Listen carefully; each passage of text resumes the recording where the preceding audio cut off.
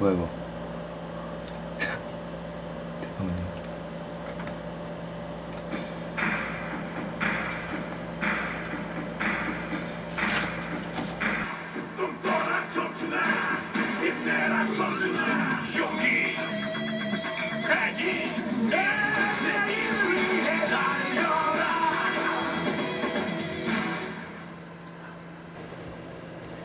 힘이 솟는다고 하면 너무 뻔한 얘기죠. 아니 나도 힘쓰는데 뭐. 약간 힘도 솟는 것 같고 다시 한번 자신을 생각해보게 만들어주는 것 같아요. 제가 지금 27인데 20대 중에서는 거의 이제 후반으로 달리고 있잖아요. 근데 아직까지 뭐하고 있나 라는 생각도 들고. 되게 가슴에 와닿더라고요. 예, 그래서 저런 사람들도 악조건 속에서 자기가 노력을 하고 그랬기 때문에 저렇게 성공할 수 있었던 거랑 그런 생각 되게 많이 했던 것 같아요. 그 자극을 좀 받으셨어요, 그 광고에서? 예, 나도 힘을 내야지. 예. 자극을 받으셨어요? 되겠구나. 지금은 힘들어도 노력하면 되겠구나 그런 생각했죠. 힘내라라는 말을 함으로써 뭔가 이렇게 내가 당신에게 관심이 있고 당신에게 지지를 하고 싶다라는 그런 뉘앙스일 수가 있지만 또 그렇지 않고 그저 그냥 지나가는 말로 제가 힘들기 때문에 힘내라라고 말할 수 있는 거거든요. 근데 또 그런 입장을 바꿔서 자기가 또 힘을 내라라는 말을 듣는 상황이 된다면 그 말이 힘이 될지도 사실은 의문이고. 만화 보는 것 같았어요. 되게 멋있고. 근데 현실적이진 못하죠, 되게. 어떤 점에서? 예를 들어 뭐 청춘이라고 말하면서 보이는 영상들이 되게 뭐 춤을 춘다던가 뭐 발레를 하고 막 그랬던 걸로 기억하는데요. 저는 그게 청춘을 대표하나 상징하나 그게 좀 의구심이 계속 들었어요. 꿈꾸면 뭐 꿈꾸게 해주나? 당장 나가서 월세를 벌어야 되는 판인데 무슨 꿈은.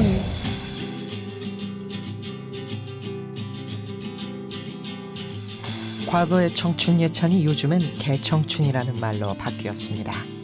소위 백소문학이라 불리는 최근 몇몇 한국 소설에서는 젊은이들이 전망 없는 낙오자처럼 그려지고 있는데요.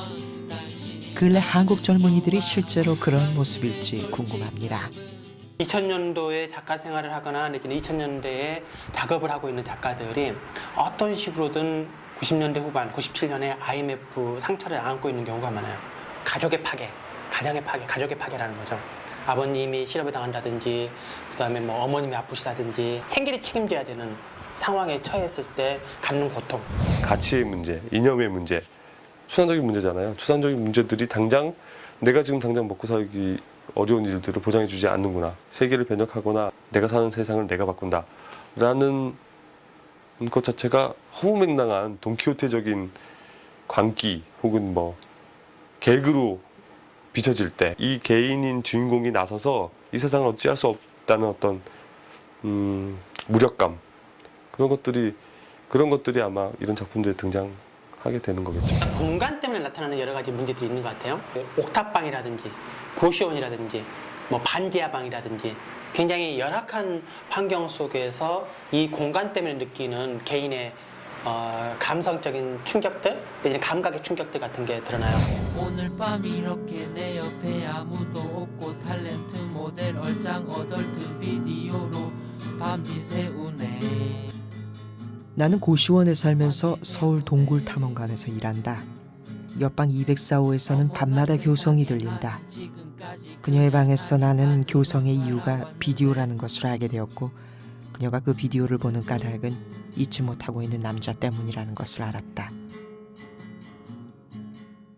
제가 복도 끝방에 살았었는데 제 옆방에 제 또래 남학생이 살았었거든요. 그 사람이 굉장히 조심하는 게 느껴지는데도 자판 두드리는 소리라든가 메신저에 접속하는 소리 그리고 정말 조용할 때는 크리넥스에서 화장지를 뽑는 소리까지 들렸어요. 그래서 저는 그 남학생도 참 안쓰러웠고 그런 것들에 되게 예민하게 청각을 곤두세우고 있는 저 자신도 굉장히 안쓰러웠어요. 옆방에 피해를 안 주려고 당연히 조용히 움직이는 것도 그렇고 뭘 하든지 문을 쾅쾅 닫지 않는다든지 숨소리도 약간 적게 난다든지 그리고 컴퓨터 스피커를 아예 빼놓는다든지 TV를 안 켠다든지 그런 거죠. 그리고 사람들이 뭐 화장실에 간다던가 뭐 밥 먹으러 간다던가 그럴 때는 제가 기다렸다가 그 사람이 다시 돌아오면 제가 그걸 쓰러 가고 배려보다는 그냥 피해의식 같아요. 근데 가끔 뭐 옆방이나 은근히 총무 몰래 이성 친구를 데려오는 경우가 있거든요. 그때는 욕도 하고 싶고 막 화도 내고 싶고 그런데 그럴 용기는 안 나고 그래서 그냥 저는 그냥 나와버리죠. 밤 동안 거리를 걷는다든지 학교 열람실에 와서 책을 본다든지 그럼 아침에 다시 들어가죠.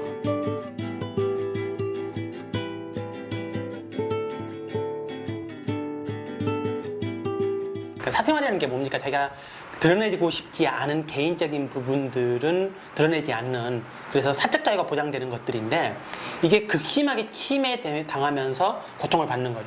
가정 환경이나 이런 뭐 부모님의 어떤 이유 때문에 이게 밀려서 들어오는 경우가 많거든요.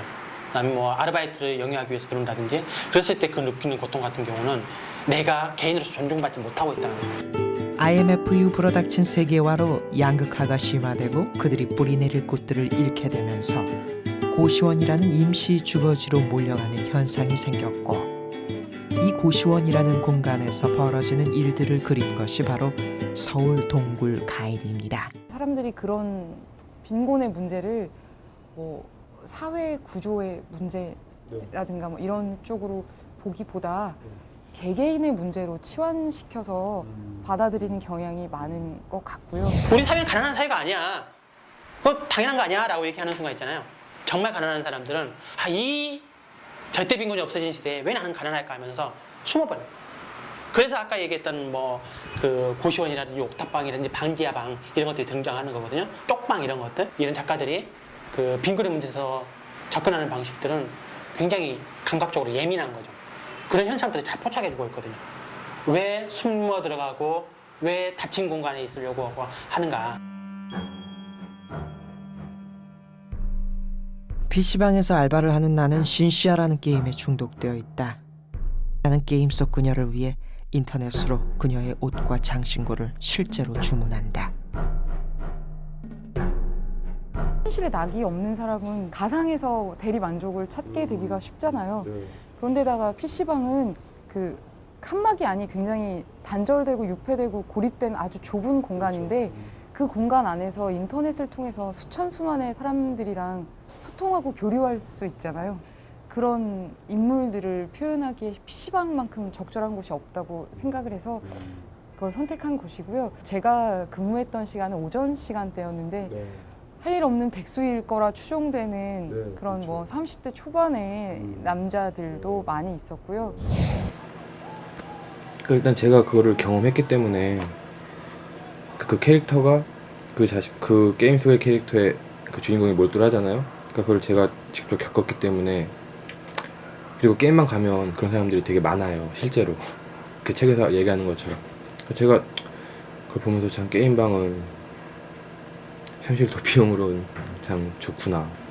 현실에서 제가 좀 무능력하다고 해야 되나? 아니면 해야 되는 걸 못하고 다른 무슨 방황을 하고 있다거나, 그래서 그쪽에서 더 잘하려는 심리 때문에. 어머나 세상에 나는 지금까지 그냥 한 인간으로 살아왔는데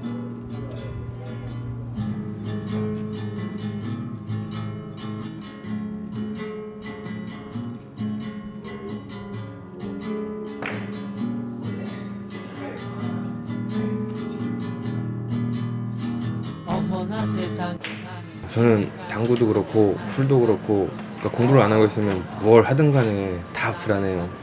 뭐 어쩔 수 없는 것 같아요. 불안한데 그러면서도 또 공부는 안 하고 다시 또 그런 쪽으로 이렇게 빠져들고, 일단 하면은 불안했다가 그 몰입을 하면 또 불안을 잊어요. 그래서 재밌게 하다 보니까. 뭐 원하는 것이 없는 일상 자체가 권태잖아요. 권태, 뭐 무력감, 뭐 지리멸렬, 허무 뭐 이런 것들로 이렇게 표현할 수가 있을 텐데, 그러니까 그 자신의 상황을 극복하려고 막 애쓰는 게 아니라 그냥 어차피 내가 애써봐야 안 될 것이다라는 그 체념을 가지고 있는 그런 캐릭터거든요. 너클에서 원하는 것도 없고 바라는 것도 없고 뭐 하고자 하는 것이 없으니까 일상이 권태로울 수밖에 없고요. 그 권태가 결국은 이 주인공을 뭐 더 나아질 건 없지만 그래도 그냥 이렇게 쭉 무리 없이 살아가게 하는 원동력이 되는 것이고, 그러니까 하나의 소극적인 무기가 되는 것이라고 생각을 해요. 근데 저는 좀 안타깝죠, 그런 삶이. 자기가 적극적인 의미에서 아르바이트를 하면서 생활에 영위하는 경우도 있지만은 또 정규직이 되고자 해도 안 되는 진입 장벽이 굉장히 강해가지고 진입을 할 수 없는, 그래서 삶에 대한 불안전성을 체화할 수밖에 없는 그런 상태에서 살아가는 그런 삶이 소설화되는 경우도 상당히 많죠. 한국 사회에서 비정규직이 당연시되는 시스템이 구축되어 있는 상태에서 청년 세대들은 직업전선에 뛰어들어야 되는 사회의 일원으로서 가야 되는 상황에 처해 있는 거죠. 계속 원서를 넣을지 공무원 시험을 준비해야 할지는 모르겠다. 시간은 자꾸 가고 나는 그 시간 동안 뭘 했냐는 질문에 대답해야 할 것이다. 그러나 적어도 그때까지는 계속 학원에 나가야 된다.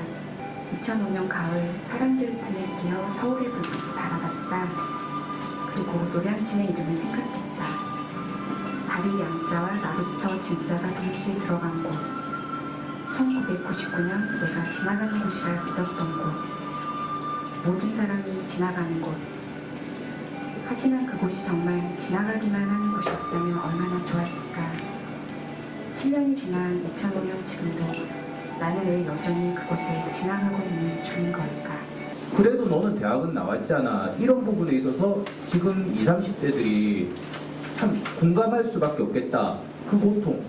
사실 나도 말하고 싶은 게 있고 공동체로 같이 하고 싶은 게 있는데 현실에서 배제되는 듯한 느낌, 공중에 띄워지는 듯한 느낌.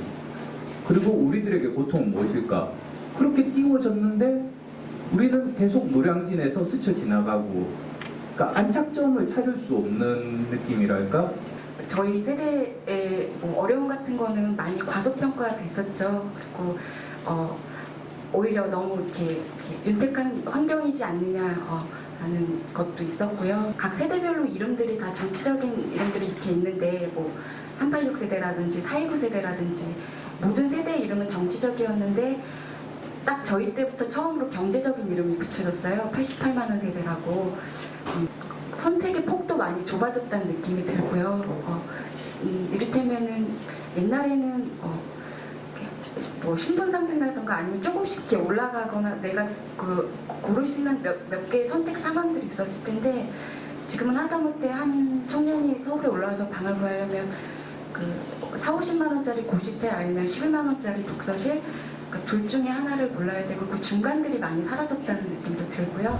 그러니까 뭐 성장 과정 속에서는 내가 사회에 진입하면 당연히 나의 자리가 있으리라고 생각을 했었는데 실제로 대학을 졸업하거나 내지는 여러 상황 때문에 학업을 마치고 사회에 진입하려고 했을 경우에 엄청난 장벽들이 존재를 한다는 거죠.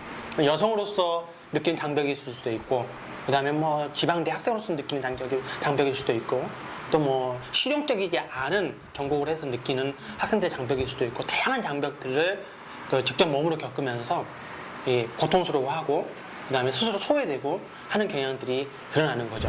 과가 국문과였는데 국문과는 보통 그때 지방이긴 했어도 어쨌든 2학기 때 취직을 안 하고 남아있는 사람들이 선배들 중에는 없었어요. 그 전 해의 풍경만 하더라도 뭐 동네 보습학원 내지는 학원의 국어 강사 자리라도 당연한 듯이 다 취직을 하고, 그래서 우리는 그냥 뭐 지나가는 말로 농담으로라도 아유 뭐 취직 안 되면 그냥 학원 가면 되지라는 그런 얘기를 할 정도로 그냥 취직에 대한 긴장감 같은 거 거의 없는 그런 과였는데도 불구하고 이제 4학년이 딱 돼서 IMF가 터지니까 1학기 때도 아무도 취직을 못하고 2학기 때도 아무도 취직을 못해서 졸업식 때까지도 직장을 잡지 못한 사람이 굉장히 많았었거든요. 자기 일자리가 없어진다거나 그런 거에 대한 제일 큰 공포감. 내가 뭐 딴 데 가서 뭐 뭘 하겠나. 이거 받고 이렇게 일하는 것도 다행이지 라고 생각하면서 거기에 계속 길들여져서 뭐 열심히 일을 하거나 아니면 적당히 일을 하거나 그렇게 하면서도 계속 노동시장에서 자기를 팔고 있는 거기 때문에. 그럼에도 불구하고 그 청년 세대들의 욕망은 굉장히 소비 자본주의 속에서 이미 훈육돼 있다는 거 그런 부분인 것 같아요. 그래서 내가 이제 고시원에서 생활하든지 뭐 옥탑방에서 생활하든지 내지는 반지하방에서 생활하든지 이런 나의 생활 상황하고 다르게 그 사회 현실 속에서는 광범위하게 소비 욕망이 증폭돼 있다는 거죠.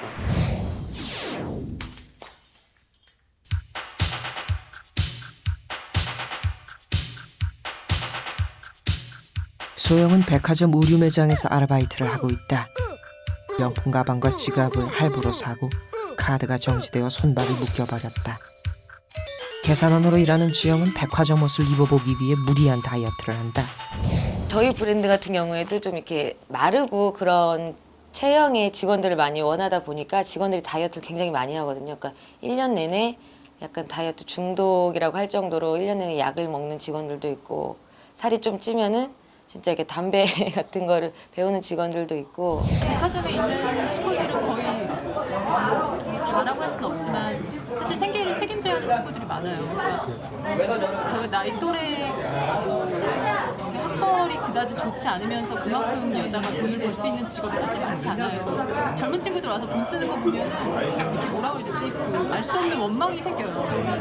누구에게인지 알 수 없는 원망 같은 게 생겨서 그 친구들 굉장히 악착같이 돈을 벌어서 굉장히 사치스럽고 허황되게 쓸 때가 많아요. 근데 그걸 본인들이 알아요. 그러면 안 된다는 걸 아는데. 저희끼리 하는 얘기가 있거든요. 백화점 들어오니까 눈만 높아지더라. 그러니까 옛날에는 저런 명품 가방 같은 거 안 들어도 그만이었는데 지금은 우리 막내도 들고 있는데 나는 안 될 수 없지 않나 이런 식으로. 우리 언니도 들고 있는데 나도 하나 정도는 같은 백화점에 있는데 들고 다녀야 되지 않나. 그래서 버는 월급보다 더 비싼 가방을 들고 다니고 옷을 입고 다니고 그런 직원이 되게 많은데 참 보면 안쓰럽고 그렇죠. 백화점에서 이제 근무하면서 자기가 근무하는 것과 다르게 손님으로 고객으로 오는 사람들의 이 소비의 형태하고 이 급식량 격차 속에서 느끼는 어떤 삶에서의 소외 같은 것들. 그다음에 어떻게 보면은 사회 시스템의 그러니까 정규직 같은 사회 시스템으로 포함되겠다고 하는 노력들도 나의 욕망에 충족될 수 있는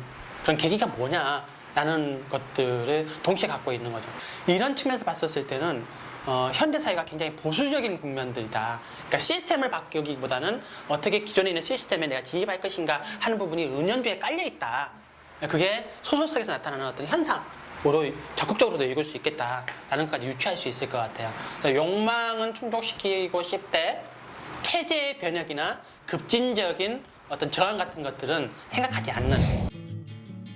앞뒤 잴 것도 없이 시간당 3,000원이란 말에 귀가 확 뚫리는 기분이었다. 제의를 받은 사실만으로도 갑자기 확 고도산업사회 일원으로 성장한 느낌이었다. 좋고 말고요. 비하자면 수성과 금성과 지구를 지나 비로소 화성에 다다른 태양광선이 나 같은 기분일까. 그런 이유로 나는 푸시맨이 되었다. 현실을 제대로 포착한 소설들 같은 경우는 굉장히 보수적인 측면들을 보여주고 있는 거예요. 예를 들면은 박민기 소설의 대표적인 경우가 그런 것인데 그렇습니까 기린입니다에 이런 장면이 나와요. 그 아르바이트를 하는 여학생 여자분의 엉덩이를 아르바이트 그 편의점 주인이 톡 만져요. 그러니까는 내가 그것에 대해서 분노를 하죠. 고작 시급 몇천 원 주면서 엉덩이를 만드는 게 나는 분노한다. 엉덩이를 만지려면 10,000원 정도 시급은 줘야 된다라고 얘기를 하는 거예요. 어떻게 보면 신랄한 야유이면서 굉장히 애잔한 이야기로 들릴 수 있는 이런 것죠. 전체 체제로 봤었을 때는 나는 그 정도의 것들 막 바꿀 용의가 있다. 박민기의 소설 고마워 너구리아에 같은 경우 인턴 사원이 정규직이 된다면 여러 가지 어떤 것도 감날 수 있다라는 식으로 나오는 것들, 이게 하나의 감성인 거죠. 근데 그 절박함은 당연히 이해되고 우리 사회 풍속의 당연한 한 부분이지만은 이게 적극적으로 해석했었을 경우에 그만큼 그 시스템의 억압 속에서 청년 세대들이 보수화되어 있다라는 걸 보여줄 수 있는 거예요. 인식하지 못하는 상태 속에서.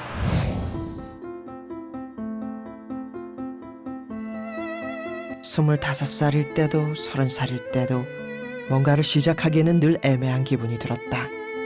시작하기에 적당한 때란 없었던 것 같다. 지금은 과연 어떤 시기일까? 무언가를 시작해도 될까?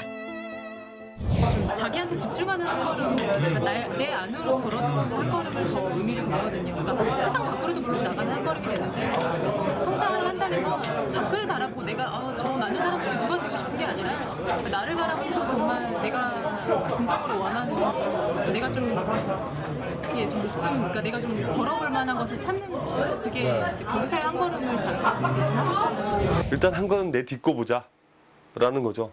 갑자기 33이나 먹어가지고 갑자기 직장 때려치우고 느닷없이 평소에는 하지도 않던 영화 비평가가 되겠다고 공부를 하고 있는 사람을 본다면, 실제에서 우리가 현실에서 본다면 사실 공감하기 어려울 거예요. 우리가 그런 거는 미래 안 될 거라고 생각하는 의식 자체가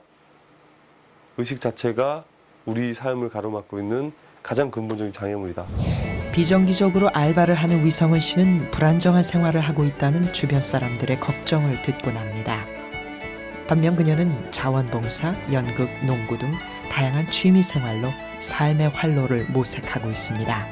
아침에 어디까지 출근해서 뭐 몇 시까지 뭘 해야 되고 이제 이런 생활 패턴이 아니기 때문에 사실은 가능한 일이긴 한데, 근데 그렇게 사는 사람들은 사실 있긴 있어요. 근데 저희 멤버들 중에도 일을 하면서 다른 일들 하면서 하는 사람들이 있긴 한데, 저 같은 경우는 그게 좀 힘든 편이라서 그냥 차라리 그냥 뭐 그러니까 좀 이렇게 직장 생활 이런 데 매여서 내가 하고 싶은 일을 못하고 사느니 일단 당분간은 제가 그냥 원하는 대로 살아보자, 뭐 이런 뜻이었던 것 같아요. 제가 좋아하는 일들이 바로 그런 경제적인 가치로 연결되지 않는다는 거, 그런 게 일단 힘든 점이고, 또 다른 것들은 이제 사람들이 뭐 너는 왜 그렇게 사니 이렇게 좀 되게 좀 약간 이제 비정상과 정상의 잣대로 나누는 이제 질문들을 하면은 이제 그때는 약간 늘상 반복되는 질문과 대답이기 때문에 약간 스트레스를 받는 것도 같아요. 개인적인 탈출구를 찾았다고 하지만 다른 젊은이들과 마찬가지로 불안정합니다. 불안정한 고용 상태와 미래, 그리고 주변의 시선 때문입니다.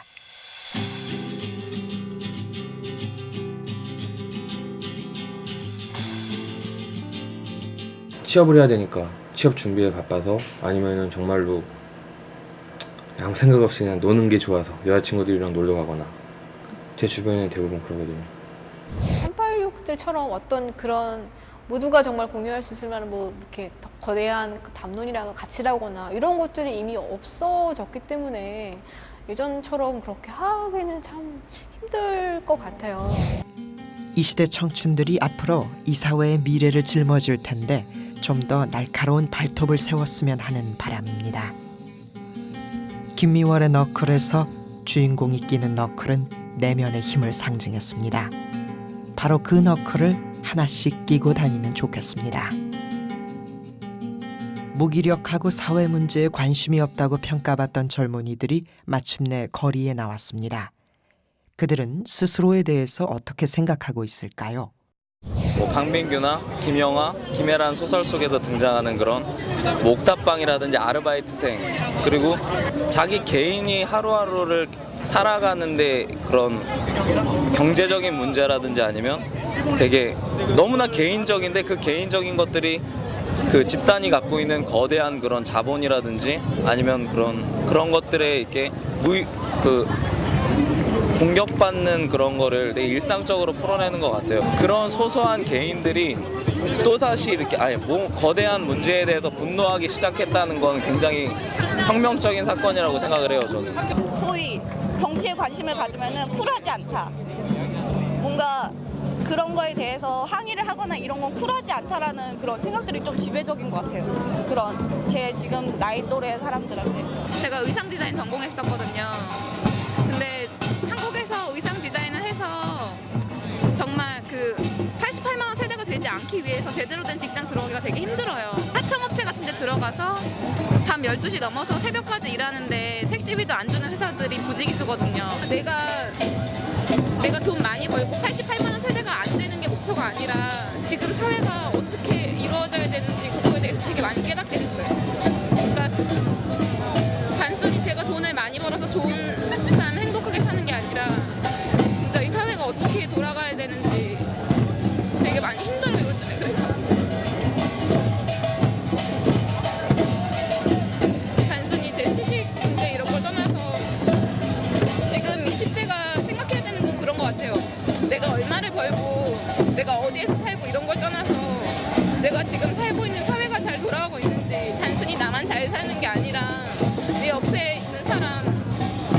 잘 모르지만 나와 같은 하늘 아래 살고 있는 사람이 잘 숨쉬고 있는지, 잘 먹고 있는지, 잘 배우고 있는지 이런 게 되게 중요한 것 같아요.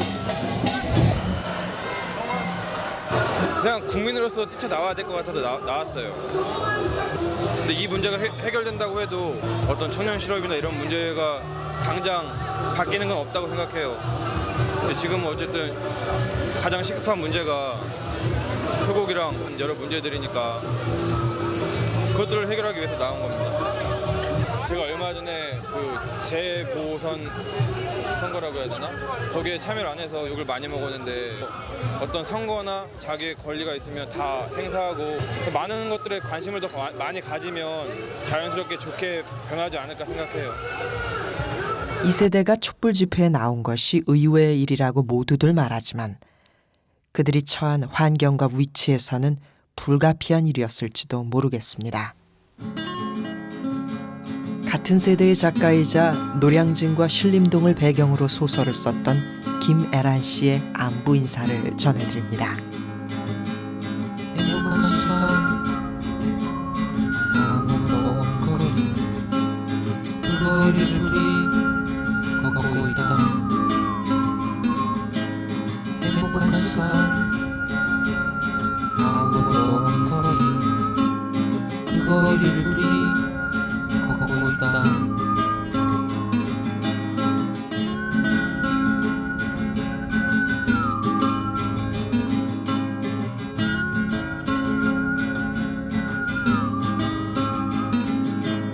행복한 시간 아무도 없는 거리 그 거리를 둘이 걷고 있다. 행복한 시간 아무도 없는 거리 그 거리를 둘이